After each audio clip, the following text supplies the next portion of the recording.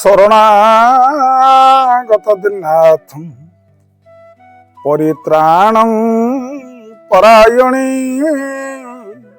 সর্বসাতে হরে দেবী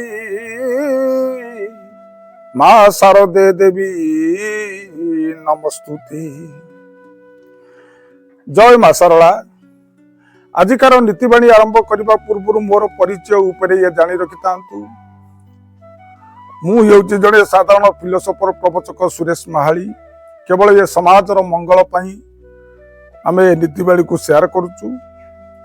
ଆପଣମାନଙ୍କୁ ଯଦି ମୋ ନୀତିବାଣୀ ଭଲ ଲାଗୁଥିବ ଆପଣମାନେ ଗୋଟେ ଲାଇକ୍ କରି ସବସ୍କ୍ରାଇବ କରିଦିଅନ୍ତୁ। ଅନ୍ୟମାନଙ୍କୁ ସେୟାର କଲେ ଏ ସମାଜର ମଙ୍ଗଳ ହବ। ଆସନ୍ତୁ ନୀତିବାଣୀ ଆରମ୍ଭ କରିବା ପୂର୍ବରୁ ସୁନ୍ଦର କଥାଟିଏ। ମୟ ଦାନବ ନାମକ ଜଣେ ବିଷ୍ଣୁ ଭକ୍ତଟିଏ ଥାଏ।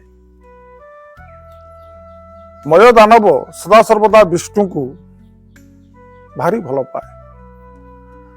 ବିଷ୍ଣୁଙ୍କର ପୂଜା ଅର୍ଚ୍ଚନା ନ କରିବା ପୂର୍ବରୁ ସେ ଆହାର କରିବନି କି ଜଳ ଟିକେ ବି ସ୍ପର୍ଶ କରେନି। ସମସ୍ତେ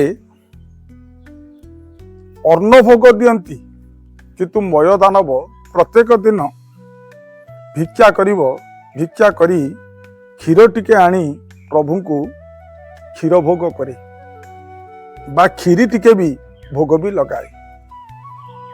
ଦିନକର କଥା, ମୟ ଦାନବ ଚୁଲିରେ କ୍ଷୀର ବସେଇ ସ୍ନାନ କରିବାକୁ ଯାଇଛି। ଏହି ସମୟରେ ଗୋଟିଏ ସାପଟି ବେଙ୍ଗକୁ ଗୋଡ଼ଉଥାଏ। ବେଙ୍ଗ ଜୀବନ ବଞ୍ଚିବାକୁ ଯାଇ ସେଇ କ୍ଷୀର ହାଣ୍ଡି ଭିତରକୁ ଡେଇଁ ପଇଲା ଏବଂ ବେଙ୍ଗ ଯେତେବେଳେ ଡେଇଁ ପଡ଼ିଛି ସାପ ମଧ୍ୟ ବି ସେଇ ତତଲା କ୍ଷୀର ମଧ୍ୟରେ ସେ ବି ଡେଇଁ ପଇଲା। ଦୁଇ ଜଣଙ୍କର ସେଇ କ୍ଷୀର ହାଣ୍ଡିରେ ମୃତ୍ୟୁ ହେଇଗଲା।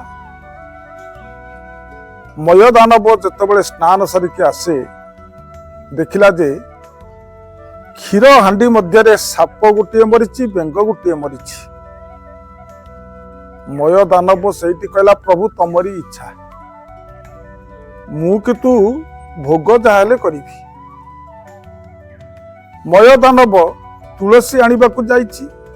ତୁଳସୀ ନେଇ ଯେତେବେଳେ ଆସେ ଦେଖିଲେ ସେଇ କ୍ଷୀର ହାଣ୍ଡିରେ ଗୋଟିଏ ଛୋଟିଆ ଝିଅଟିଏ।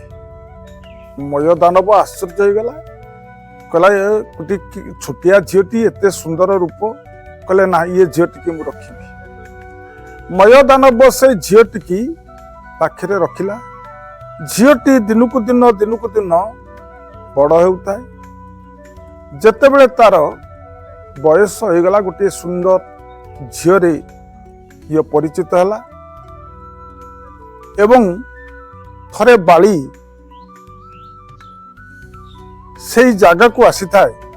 ହଠାତ୍ ଏଇ ଝିଅଟି ଉପରେ ବାଳିର ଆଖି ପଡ଼ିଗଲା। ବାଳି ଚିନ୍ତା କଲା, ଝିଅଟି ବହୁତ ସୁନ୍ଦରୀ ହେଇଛି, ଇଏ ଝିଅଟିକି ମୁଁ ଯାହା ହେଲେ ବିବାହ କରିବି। ମୟ ଦାନବ ସହିତ କଥାବାର୍ତ୍ତା କରି ବାଳି ତାର ଗୋଟିଏ ସମୟକୁ ନିର୍ଘଣ୍ଟ କଲା। ଏଇ ଦିନ ଏଇ ଇଏରେ ମୁଁ ଏ ଝିଅକୁ ବିବାହ କରିବି। ଯେଉଁଦିନ ବାଳି ଆସିଛି ଝିଅକୁ ବିବାହ କରିବା ପାଇଁ, ସେଦିନ ରାବଣର ଆଖି ପଡ଼ିଗଲା ଏଇ ଝିଅ ଉପରେ।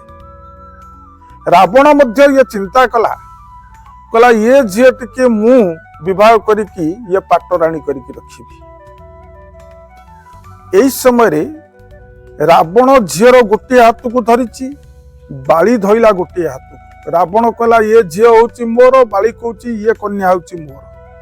ଦୁଇ ଜଣ ଯାକ ଯେତେବେଳେ ଭିଡ଼ା ଉଟରା କରନ୍ତି, ଝିଅଟି ଦୁଇ ଫାଳ ହେଇଗଲା। ଗୋଟିଏ ଫାଳ ରହିଗଲା ବାଳି ହସ୍ତରେ, ଆଉ ଗୋଟିଏ ଫାଳ ରହିଗଲା ରାବଣ ହସ୍ତରେ। ବାଳି ହସ୍ତରେ ଯେଉଁ ଫାଳଟି ରହିଥିଲା ସେ ଗୋଟିଏ ବେଙ୍ଗ ହୋଇକି ଗୋଟିଏ ସୁନ୍ଦରୀ ଝିଅଟି ବି ହେଇଗଲା ଏବଂ ରାବଣ ହସ୍ତରେ ଯେଉଁ ଫାଳଟି ପଡ଼ିଗଲା ସେ ସାଙ୍ଗେ ସାଙ୍ଗେ ସାପ ହୋଇକି ଗୋଟିଏ ଝିଅଟି ହେଇଗଲା। ବାଳି ଏ ଝିଅଟିକି ବିବାହ କଲା, ତାର ନାଁ ରହିଲା ତାରା। ଏବଂ ରାବଣ ଯେଉଁ ଝିଅଟିକି विवाह कला ता ना रहिला ये मंदोदरी किंतु ये माने थिले एक स्तनी नारी एमानकर गोटे स्तन थिला तेणु आजिकार नीतिबाणी रे आमे